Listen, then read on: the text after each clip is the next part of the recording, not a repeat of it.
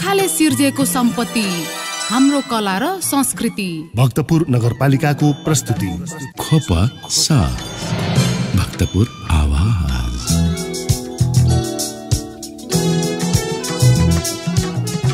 पुर्खाले सिर्जेको सम्पत्ति हाम्रो कला र संस्कृति। जोजोलपा नमस्कार। भक्तपुर नगरपालिकाद्वारा सञ्चालित रेडियो प्रस्तुति खोपसा भक्तपुर आवाजको कला संस्कृति र सम्पदामा यहाँलाई हार्दिक स्वागत तथा अभिवादन। कार्यक्रम खोपसा तपाईले हप्ताको 3 दिन फरक फरक विषयमा सुन्न सक्नुहुनेछ, जस अन्तर्गत तपाईले हरेक शुक्रबार बेलुका 6:30 बजेदेखि 7 बजेसम्म कला संस्कृति र सम्पदा, हरेक सोमबार बिहान 7:30 बजेदेखि 8 बजेसम्म शिक्षा स्वास्थ्य र पर्यटन सुन्न सक्नुहुनेछ भने हरेक बुधबार बिहान 7:30 बजेदेखि 8:30 बजेसम्म खोपसाको नियमित बुलेटिन मात्र भक्तपुर एफएम 105.4 मेगाहर्ट्जमा सुन्न सक्नुहुनेछ। देश विदेशमा रहनुहुने तपाईँ श्रोताले हामीलाई www.bhaktapurfm.com.np लगइन गरी अनलाइनमा सुनेर साथ दिन सक्नुहुनेछ। साथै मोबाइल एप्सको हाम्रो पात्रोमा पनि हामीलाई सुन्न सक्नुहुनेछ। कार्यक्रम खोपसा अन्तर्गतको कला संस्कृति र सम्पदामा हामी तपाईँमाझ विभिन्न कला संस्कृति र सम्पदाको जानकारी, त्यसको इतिहास र त्यससँग सम्बन्धित विभिन्न व्यक्तित्वसँगको कुराकानी प्रस्तुत गर्नेछौँ। हामीलाई प्रविधिमा साथ दिँदै हुनुहुन्छ साथी राजेश हाडाले र विविध विषयमा कुराकानी गर्न उपस्थित भइसकेको छु म रामेश्वर मचामसी।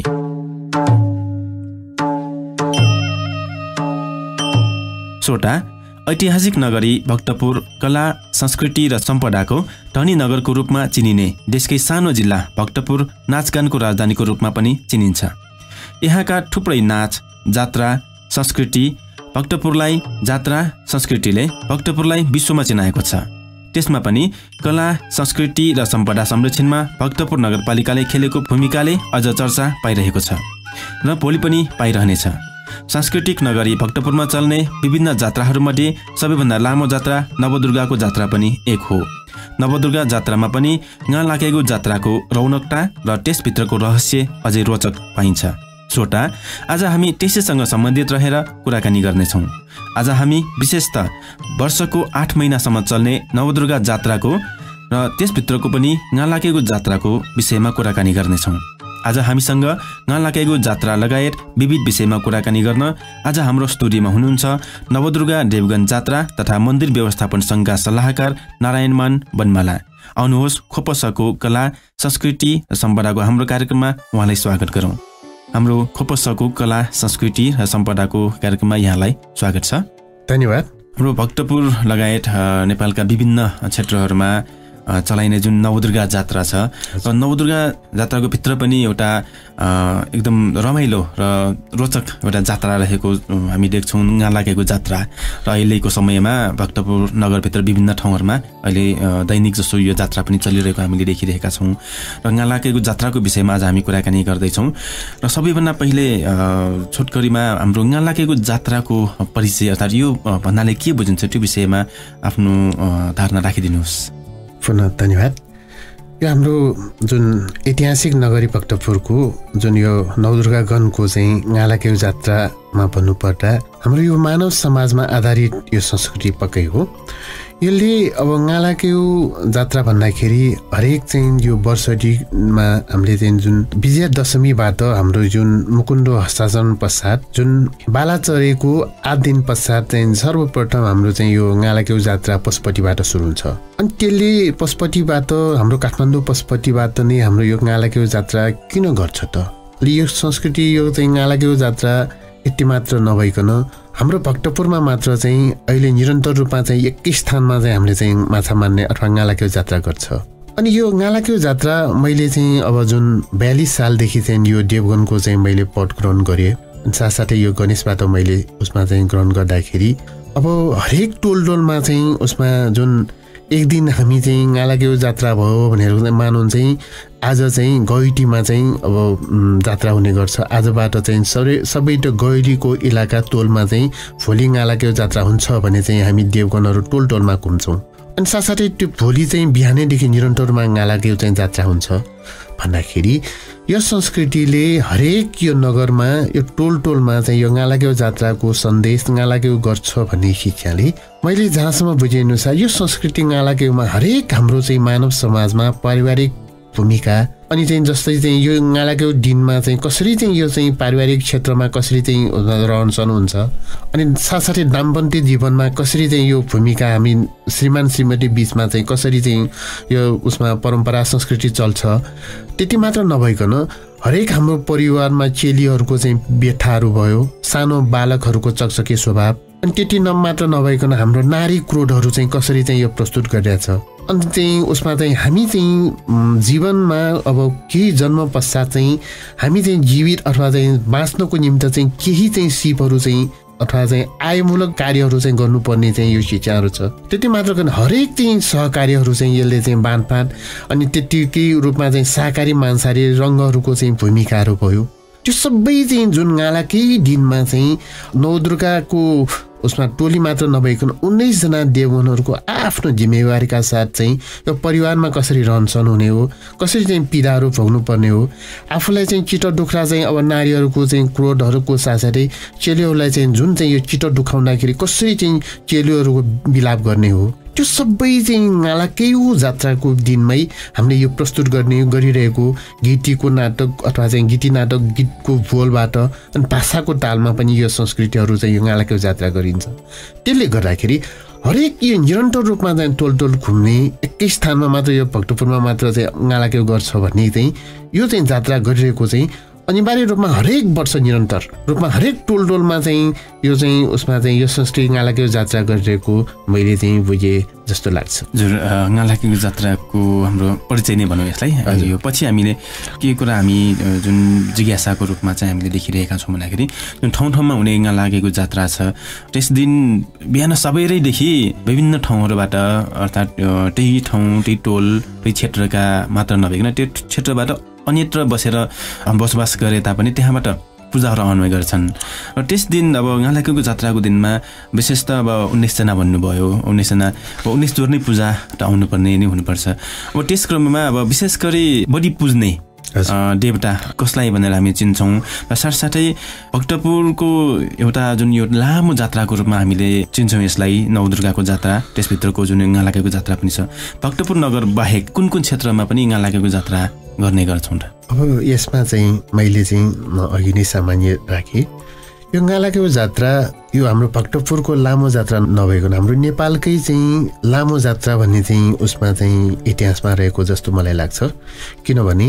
हामीले चाहिँ यो हरेक वर्ष निरन्तर रूपमा 8 महिना चाहिँ मुकुन्द सहित अनि पछि चाहिँ मुकुन्द नभएकै 4 महिनामा पनि हामी चाहिँ यो संस्कृतिलाई समय तिथि रीति अनुसार चाहिँ यो संस्कृति हरेक उसमा चाहिँ पर्व चलिरहेको अवस्था छ वर्षै दिन पनि यो संस्कृति यो जात्राहरू चलिरहेको अवस्था छ अनि त्यति मात्र नभइकन यो संस्कृतिले हाम्रो नेवारी जातिहरू जुन चाहिँ नेवारी चाहिँ जातिहरू बसोबास हुने क्षेत्रमा जहाँ चाहिँ संस्कृति कला संस्कृति जात्रा हुने गर्छ त्यो क्षेत्रमा चाहिँ अनिवार्य रूपमा चाहिँ यो गालाकेको जात्रा चाहिँ हुने गर्छ उदाहरणको निम्ति मैले अघि पनि भने बाला चरे पश्चात जुन चाहिँ 9 दिनपछि यो चाहिँ पशुपतिकै जुन चाहिँ पशुपति महादेवको मूल चाहिँ उसमा चाहिँ मन्दिरको मेन उसमा मुख्य चाहिँ जुन चाहिँ यो उसमा चाहिँ पुजारीबाट हामीले चाहिँ जुन यो पूजा आदान प्रदान गर्नुपर्ने हुन्छ त्यही पशुपतिकै मन्दिरमा गएर हामी चाहिँ नाच प्रस्तुत पर्ने हुन्छ अनि साथसाथै त्यही पशुपतिको मेन चाहिँ चोक घुमेर पशुपति इलाका समेत घुमेर जयबागेश्वरी पुगेर सर्वप्रथम चाहिँ यो गालाकेको चाहिँ जात्रा चाहिँ जयबागेश्वरीकै चोकमा चाहिँ शुभारम्भ हुने गर्छ त्यसै गरी चाहिँ अब त्यो त्यहाँबाट चाहिँ हामीले चाहिँ पुनः चाहिँ यता 2 दिन जात्रा गरेर चाहिँ फर्कन्छौँ अनि पुनः चाहिँ हाम्रो यो मरिपुनी आउँछ यो मरिपुनीकै दिनमा चाहिँ जुन यो मध्यपुरको ठिमी भन्ने चाहिँ हुन्छ त्यहाँ चाहिँ लगभग चाहिँ हप्ता दिनसम्म जात्रा हुने गर्छ नगदेश भोरे सम्पूर्ण चाहिँ उसमा चाहिँ क्षेत्रमा घुम्नुपर्ने हुन्छ त्यहाँ पनि अलग्ग नवदुर्गाकै चाहिँ छुट्टै चाहिँ पहिचान भएको संस्कृति चाहिँ 4 जना देवता घुम्नुपर्ने चाहिँ इतिहास छ त्यसै गरी चाहिँ हामी चाहिँ पूर्ण रूपमा चाहिँ त्यहाँबाट चाहिँ पुनः हामी चाहिँ पहिला त 48 सम्म आफै महाकाली भन्दाखेरि 48 सालसम्म पनि यो जुन काठमाडौँको चाहिँ टोखा हुने स्थानमा चाहिँ जात्रा हुने गर्छ अनि त्यस्तै चाहिँ बुढा नीलकण्ठ गोकर्ण भयो त्यहाँ पनि निरन्तर जात्रा भइरहेको त्यहाँ के चाहिँ उसमा 48 सालकै अवस्थामा त्यहाँका चाहिँ उसिङ्खल चाहिँ अब व्यक्तिहरूले चाहिँ हाम्रो यो संस्कृतिबारे पहिचान हुन नसकेको अनि साथसाथै यो संस्कृति बुझ्न नसकेको कारणले विवाद भएर त्यो 48 सालबाट हालसम्मै पनि बन्द छ त्यसमा पनि अब चाहिँ चलाउने उहाँहरूको चाहिँ प्रयास चाहिँ चलिरहेछ। त्यसै गरी चाहिँ अब त्यहाँबाट फेरि हामी चाहिँ जुन चाहिँ त्यस पश्चात हामी चाहिँ यो माघे सङ्क्रान्ति उसमा चाहिँ पुस 29 माघे सङ्क्रान्तिबाट चाहिँ यो भक्तपुरमा चाहिँ सल्ल चाहिँ अहिले पनि चाहिँ सुरु भइरहेछ। त्यसपछि चाहिँ बिचबिचमा हामी चाहिँ साङ्गामा जायौँ। अस्ति मात्र हाम्रो साङ्गा गयौँ। साङ्गामा चाहिँ 2 दिनको चाहिँ उसमा चाहिँ जात्रा भयो। त्यसै गरी निरन्तर रूपमा अहिले हुँदा हुँदा आज चाहिँ गैटी, भोलि चाहिँ उसमा माछा मार्ने, फेरि चाहिँ पर्सि चाहिँ क्वाछे, त्यहाँबाट फेरि माछा मार्ने, त्यहाँबाट टिफुक्छे क्रमशः हुँदै गएको थियो। यो जुन जब होली पुनिसम्म पनि चाहिँ यो निरन्तर रूपमा इताछे जुन चाहिँ अवस्था इताछेको टोलमा सम्म चाहिँ अन्तिममा चाहिँ यो चाहिँ सम्पन्न हुन्छ। त्यसमा अन्तिममा चाहिँ निरन्तर रूपले चाहिँ सम्पन्न पछि चाहिँ पुनः हाम्रो चाहिँ यो नवदुर्गालाई चाहिँ त्यो काभ्रेको नाला भयो, अनि त्यसै गरी ढुरीखेल भयो, अनि खर्पु भयो। त्यो निरन्तर रूपमा चाहिँ चल्दै चाहिँ अब त्यसै गते फेरि चाहिँ पुनः यता भक्तपुरमा फर्केर चाहिँ यो पाञ्चरेको रूपमा चाहिँ फेरि यता बालाखुमा हुने भयो। त्यसै पछि चाहिँ हाम्रो यो बिस्के जात्रा नजिकै हुँदाखेरि चाहिँ पुनः यो औँसीको समयमा पनि बनेपा पनौतीमा पनि जात्रा हुने गर्छ। यसले गर्दाखेरि चाहिँ यो के सन्देश दिन्छ भने यो संस्कृतिले जहाँ जहाँ नेवारी बस्तीहरू छ, नेवारी बस्तीहरू रहेको अब ठाउँमा पनि हाम्रो यो संस्कृतिले चाहिँ जुन चाहिँ अब मानौँ बनेपामा चाहिँ हामीले लाग्दाखेरि चाहिँ त्यहाँको चाहिँ चनीश्वरीको जात्रा शुभारम्भ अब नवदुर्गाको प्रसाद आदान प्रदान भइसकेपछि अब नवदुर्गा पछि चाहिँ हाम्रो यो चनीश्वरीको जात्रा हुने चाहिँ अब किंवदन्ती छ। मानव अस्ति मात्र चाहिँ यो साल नदीको जुन चाहिँ साँखुमा चाहिँ जब चाहिँ माधव नारायणको चाहिँ उसमा चाहिँ संस्कृति शुभारम्भ हुन्छ, नवदुर्गाकै बिचमा भेटघाट हुनुपर्ने त्यस्तो किंवदन्तीहरू यो गालाकेउ जात्राले पनि यो सन्देश दिइरहेको अवस्था देखिन्छ। हजुर, अब यो जुन जात्रा हुने जुन क्षेत्रहरूको जानकारी पछि एउटा यसैमा एउटा मलाई जिज्ञासा राख्न मन लाग्यो। अहिले जुन यो नवदुर्गाको जुन गालाकेको जात्रा भक्तपुर नगरभित्र लगायत नेपालका विभिन्न ठाउँहरूमा जुन चलाउने कुरा यहाँले पनि निकाल्नु भयो। अब यो नवदुर्गा देवगन जुन अब जात्रा गर्ने जुन देवगनहरू हुनुहुन्छ उहाँहरूलाई अब त्यहाँसम्म लाने बेला खरबनमा राखेर बोकेर लग्ने गरिन्छ। अब यहाँबाट त्यहाँसम्म पैदल नै गएको पनि हामीले देखिरहेका छौँ। के त्यो पैदल नै जानुपर्ने बाध्यता हो या यसलाई कुनै सजिलो अरू कुनै तरिका अपनाउन सकिन्छ? अब यसबारे चाहिँ हामीले चाहिँ यो देवगनहरूमा धेरै चाहिँ यो समितिमा पनि धेरै छलफल भयो। पक्कै पनि हाम्रो यो संस्कृतिलाई जब चाहिँ ऐतिहासिक कालदेखि नै चाहिँ नाङ्गो खुट्टाको रूपमा चाहिँ यो संस्कृति चलाइरहेछ। अनि साथसाथै त्यति मात्र होइन, निरन्तर रूपमा यो पोसाक बाहेक अरू चाहिँ वस्त्रहरू लाउन नहुने, कसैको जुठो खान नहुने, अनि साथसाथै त्यति मात्र यो संस्कृति चाहिँ अवधिभर चाहिँ केही हामीले चाहिँ अन्य चाहिँ अभद्र व्यवहारहरू गर्न नहुने, देउताकै रूपमा चाहिँ पुजिनको निम्ति चाहिँ हाम्रो नाङ्गो खुट्टा हिँड्नुपर्ने।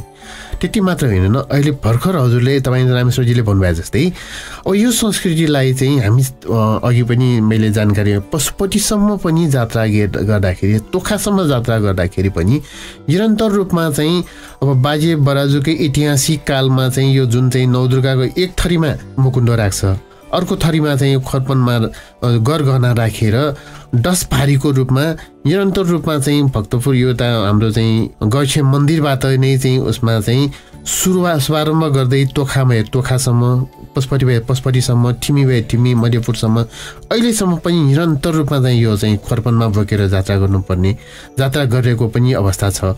अब यसमा पनि पक्कै यो सहजताको रूपमा पनि कसैले चाहिँ यो अब यो संस्कृति अब धेरै चाहिँ कठिनाइ भयो। अब चाहिँ त्यस्तो लामो दूरीसम्म हिँड्नुपर्ने, त्यसले गर्दाखेरि पनि चाहिँ अब नयाँ पिँढीहरूले चाहिँ हामीले चाहिँ समेट्न कहाँ भोग्नु पर्ने, एउटा मैले चाहिँ नाच्न सके पनि यो भोग्न नसक्ने त्यस्तो पनि चाहिँ समस्या आइरहेछ। अनि त्यसलाई चाहिँ अब परिमार्जन गरौँ कि भन्ने चाहिँ मनसा पनि आयो। अनि त्यसले गर्दाखेरि के अब यस्तो संस्कृतिलाई फेरि देउतालाई चाहिँ अब गाडीमा राख्दाखेरि भक्तजनहरूको चाहिँ जनविश्वास कम होला कि, त्यस्तो पनि अब पहिला भए चाहिँ हिँडेर आउनुहुन्छ तपाईँहरू चाहिँ देउता बोकेर आउनुहुन्छ, अहिले गाडीमा आउँदाखेरि चाहिँ यो चाहिँ आत्मविश्वास कम होला कि, त्यस्तो पनि देवगनहरूमा छलफल भयो। अहिलेसम्म चाहिँ अब मैले पनि चाहिँ धेरै कुरा राखेँ। अब साँच्चीकै यो चाहिँ हामीले चाहिँ कठिनाइ हुन कति त हाम्रो चाहिँ ज्येष्ठ नागरिकहरू चाहिँ अब देउता बन्ने अवस्थै रहेन। उहाँहरूको त मैले अघि पनि विभिन्न चाहिँ स्वास्थ्यहरू चाहिँ खराबीले कारणले पनि अब त्यो अब नयाँ पिँढीहरूको चाहिँ अब नयाँ युवाहरूकै चाहिँ उसमा बाहुल्यतामा चलिरहेछ। त्यसमा पनि अब अहिलेको तुलनामा जब चाहिँ भुक्तभोगी अनुभव भएको देवगनहरू भए अब लज्जासरी पनि बोक्न सक्छौँ भन्ने चाहिँ अब कसैको त पालो आउनेमा 2-4 जना चाहिँ साथीहरू राखेर पनि बोकेर चाहिँ संस्कृति गरिरहेका छौँ। त्यसले गर्दाखेरि बाध्यवश चाहिँ यो चाहिँ बोक्नुपर्ने अवस्था पनि छ। अब आशा छ अब नयाँ पिँढीलाई पनि चाहिँ यो सरसल्लाह गरेर अब अलिकति परिमार्जन ढङ्गमा पनि यो संस्कृतिलाई बोक्ने अथवा चाहिँ यसलाई चाहिँ परिमार्जन गर्नु पर्ला भन्ने पनि सोच आइरहेको छ। त्यसमा पनि छलफल गर्ने अवस्था रहेको छ। हजुर, यसलाई अब समयअनुसार हामीले परिमार्जन गर्नुपर्ने स्थिति आयो भने हामी गर्न सक्छौँ विषयमा। हजुर, अब यो गालाकेको जात्रा जुन बिहान सबेरैदेखि बेलुका अबेरसम्म पनि हुने गर्दछ कहिलेकाहीँ। अब यसमा जुन दिनभरिमा गर्ने विभिन्न विधिहरू छन्, अझ रोचक देखिन्छ त्यसमा। त्यस क्रममा यो जुन सिम डुम र स्वेट भैरव अर्थात् सुटी भैला भनेर पनि सजिलै चिन्न सकिन्छ, बुझ्न सकिन्छ। यो विभिन्न विधिहरूमध्येमा सिम डुम र स्वेट भैरवले जुन गालाकेको गरिन्छ अर्थात् माछा मार्ने जात्रा भनेर भन्छ भने त्यसलाई त्यो विधिमा के फरक छ? सिमडुमले गर्ने गालाकेको जात्रा र स्वेट भैरवले गर्ने जात्रामा केही फरक छ कि? पक्कै पनि यसमा चाहिँ यो संस्कृतिमा विभिन्न चाहिँ यो 19 जना चाहिँ अब चाहिँ देवगणहरूको आफ्नै जिम्मेवारी छ। छुट्टै चाहिँ उसमा जिम्मेवारी पनि चाहिँ ग्रहण गरिएको छ। अब बिहानैदेखि चाहिँ जुन यो सिमडुम गालाके भनेको जुन यो यसमा चाहिँ बाह्रै र कुमारी बन्ने देउताहरूले चाहिँ सिमडुमको जात्रा गर्छ। सुरुवात त हामी बिहानैदेखि चाहिँ यो जुन चाहिँ गालाकै दिनमा चाहिँ बाह्रैको नाच हुन्छ।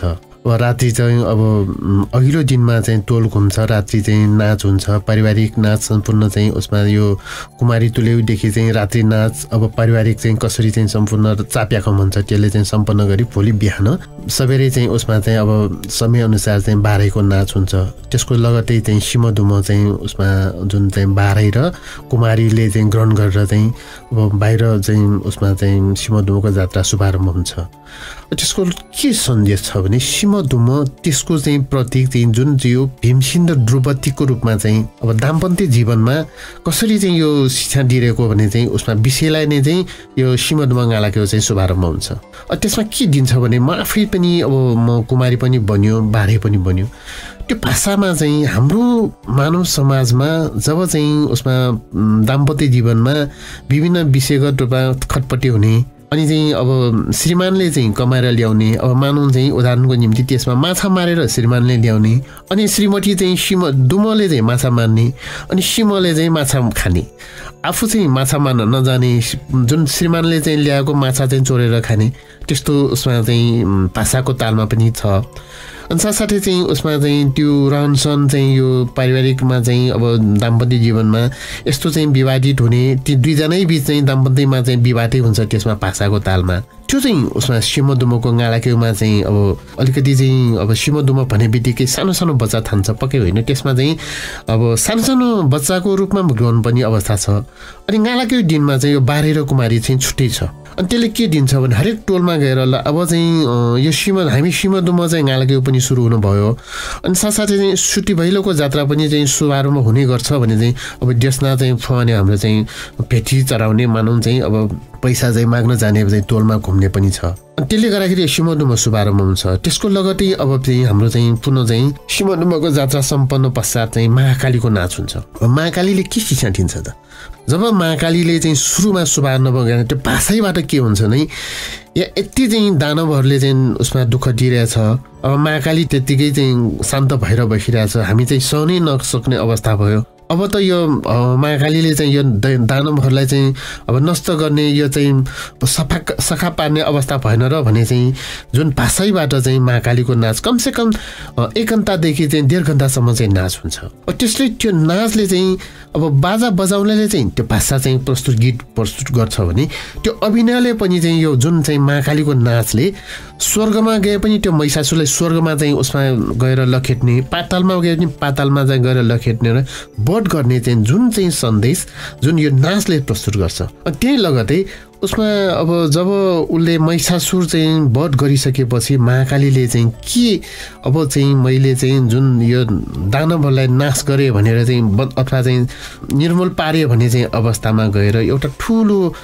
जुन नदीमा चाहिँ गएर रक्तामै भएको महाकालीले चाहिँ अब त्यसमा चाहिँ विभिन्न चाहिँ शिक्षागतमै छ। अब चेलीले मानौँ चाहिँ श्रीमतीले कसरी संस्कार गर्ने, रहनसहन, अनि चाहिँ सरसभा सुन्दरता, त्यस्तो पनि भावहरू देखाउँछ। अनि त्यस पश्चात चाहिँ जुन यो चाहिँ रक्तामै भएको क्रोधित चाहिँ नारीको रूपमा चाहिँ जुन सरसफाइ हुने अब चाहिँ उसमा चाहिँ यो रक्तामै चाहिँ जुन रगतहरू सफा गरिरहेको जुन ठुलो गण्डकीमा जब इन्द्रको रूपमा चाहिँ सेतो भएर आगमन हुन्छ उसले पनि अब म एकचोटि नुहाउँ भनेर चाहिँ आफ्नो तयारी गरेर चाहिँ जुन अब देउताकै पालको अवस्थामा चाहिँ नुहाउँ भनेर यो नदीमा आइरहेको अवस्थामा एकदम सुन्दरताको नारी एकदम जो नदीमा चाहिँ अति राम्रो नारीको चाहिँ त्यहाँ चाहिँ अब त्यसले चाहिँ सरसफाइ गरेको चाहिँ अब लुकेर चाहिँ त्यो नारीको चाहिँ सुन्दरता देखेर चाहिँ लुकेर सेतो भएर हेरेको अवस्था हुन्छ। अनि जब चाहिँ उसले नारीले चाहिँ जुन अब महाकालीले चाहिँ सरसफाइ गरेकै अवस्थामा त्यो जुन सेतो भैरवले चाहिँ यो लुकेर मेरो नारी सुन्दरताप्रति मेरो अङ्गप्रति यसले चाहिँ लोभ गरेर चाहिँ मलाई चाहिँ अब कुदृष्टिले हेरिएको चाहिँ जुन क्रोधले जुन महाकाली आएर चाहिँ त्यो सेतो भैरवको चाहिँ खास्तो गाटोकै भनेर खास्तो चाहिँ निकालेर क्रोधले चाहिँ आफ्नो चाहिँ उसमा अङ्गलको यो जुन चाहिँ छोप्नको निम्तिले पनि चाहिँ यो महाकालीले चाहिँ खास्तो लिने गर्छ।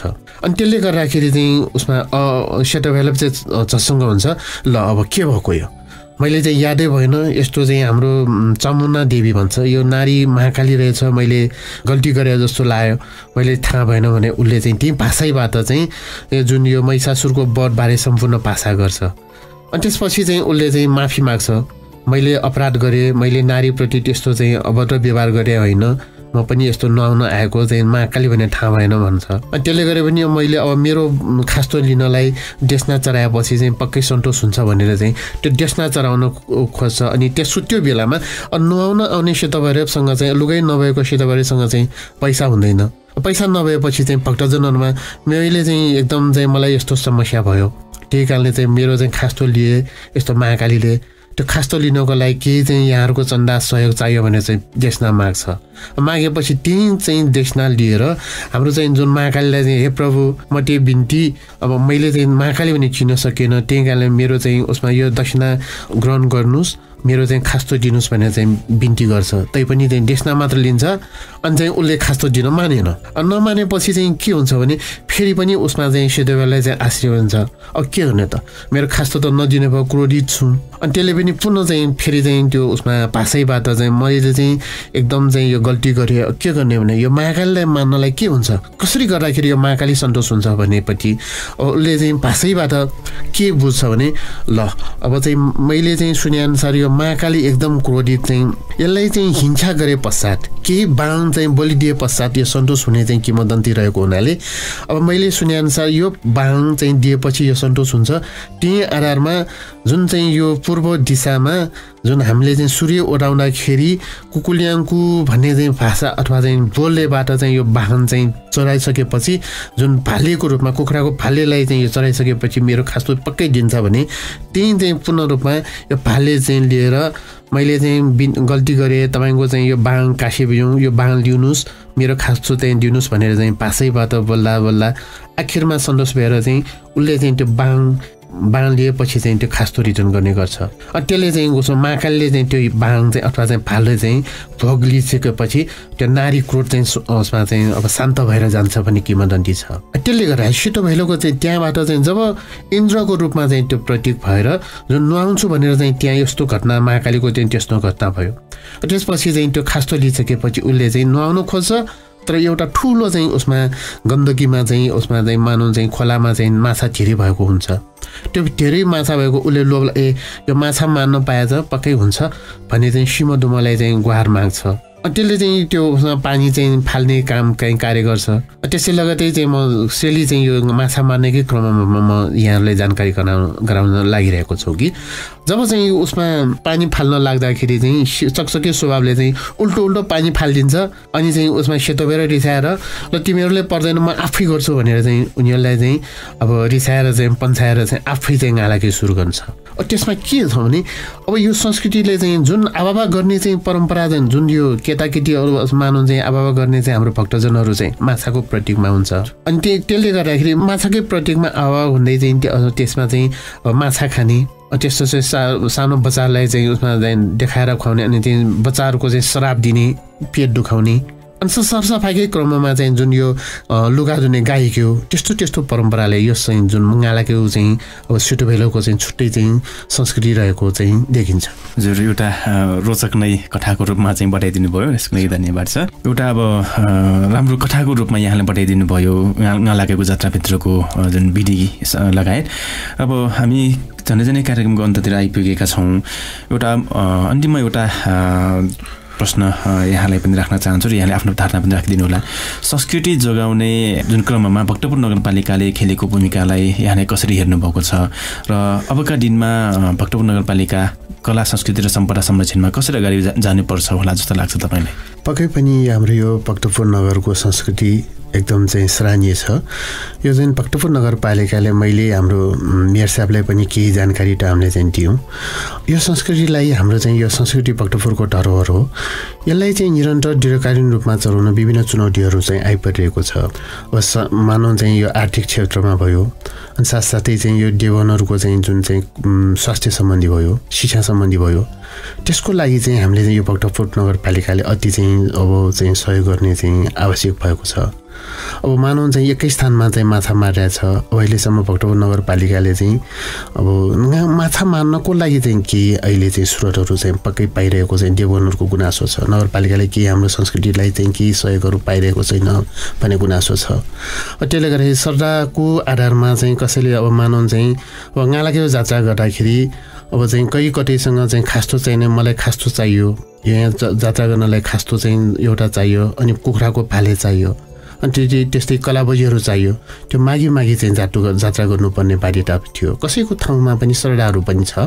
त्यो श्रद्धा नभएको चाहिँ ठाउँमा चाहिँ यो नगरपालिकाले एउटा छुट्टै बजेट राखेर यो संस्कृतिलाई चाहिँ उसमा चाहिँ सहयोग गर्न सकेको खण्डमा अनि चाहिँ यो जात्रामा अब समयको तालिका नभएकै कारण विभिन्न झैझगडा हुने, अनि टाइम टेबलको पनि चाहिँ यो व्यवस्था भयो भने नगरपालिकाले चाहिँ यो सबै चाहिँ सीमित चाहिँ सहयोगहरू चाहिँ यो टाइम टेबलदेखि चाहिँ यो बारे चाहिँ अब चाहिँ चासो राख्नु भएको खण्डमा पक्कै पनि हाम्रो यो संस्कृतिलाई, यो मानव समाजमा आधारित संस्कृतिलाई अझ दीर्घकालीन रूपमा चाहिँ सम्म चाहिँ हाम्रो संस्कृति चलाउन सक्ने चाहिँ अवस्था हुन्छ भन्ने मलाई विश्वास लागेको छ। पक्कै पनि नगरपालिकाले सहयोग गर्नुपर्ने आवश्यक देखिन्छ। हस्, हाम्रो कला संस्कृति र सम्पदा कार्यक्रममा यहाँले आफ्नो समय दिनुभयो, यसको लागि धेरै धेरै धन्यवाद दिन चाहन्छु।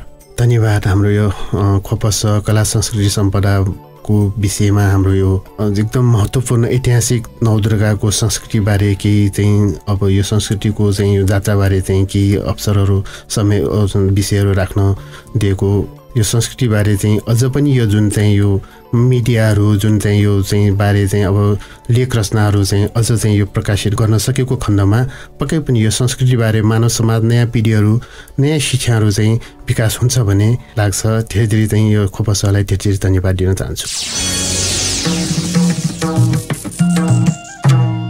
पुर्खाले सिर्जेको सम्पत्ति हाम्रो कला र संस्कृति भक्तपुर नगरपालिकाको प्रस्तुति खोप साथ भक्तपुर आवाज।